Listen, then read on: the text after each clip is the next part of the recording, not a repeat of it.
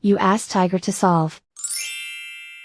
This deals with linear equations with one unknown. The final result is w equals -11. Let's solve it step by step. Swap sides. Group all constants on the right side of the equation.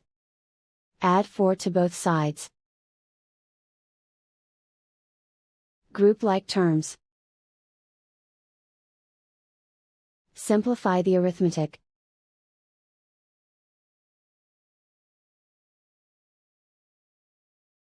Isolate the w. Divide both sides by -5. Cancel out the negatives.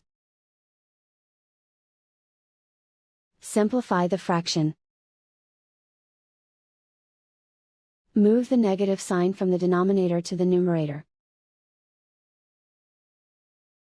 Find the greatest common factor of the numerator and denominator.